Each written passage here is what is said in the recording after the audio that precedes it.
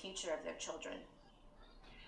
Christina, Canada has closed its embassy in Kiev. It has threatened to bring sanctions against Ukraine, and Canada has the world's third largest Ukrainian population behind Ukraine and Russia. Do you think the Ukrainian people feel that they're getting enough support from Canadians? I've asked my friends on the ground, what do you expect from Canadians, and what would you like? And they appreciate the sanctions, the visa sanctions that have already been put in place, and they appreciate the medical support that Canada has offered them, but they would still like targeted sanctions on the people responsible for the violence. Christina, the backdrop of the Olympics, while this is going on, has now become part of the news because Ukrainian athletes there in Sochi, Russia, want to wear black armbands to commemorate, honor the loss of 25, 30 citizens who have died in this fighting. And the International Olympic Committee says, no, you're not allowed to.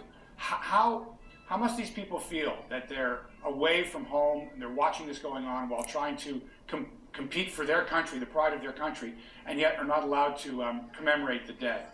From everything I understand, that they're heartbroken. Some considered pulling out of their events to show solidarity. The one woman who did win a bronze in the biathlon, I believe, she said she won that medal for the Maidan and in support of the people there.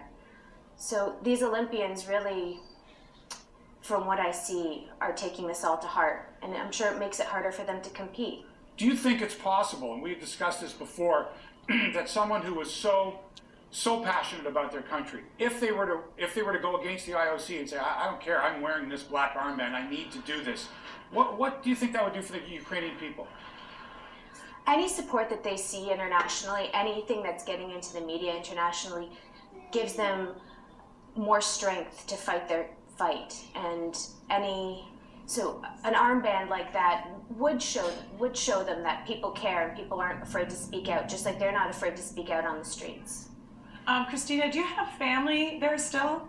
I do. You do? How are they feeling, and what are they telling you?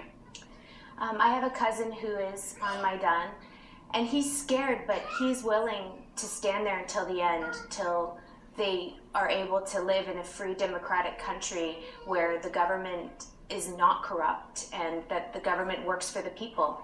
And do you see a full-fledged civil war around the corner? I hope not. I really, really hope not.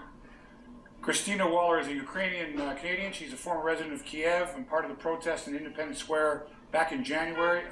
Christina, thanks so much. Our thoughts and prayers are with Ukrainian people. And thank you so much for joining us today. Thanks for having me.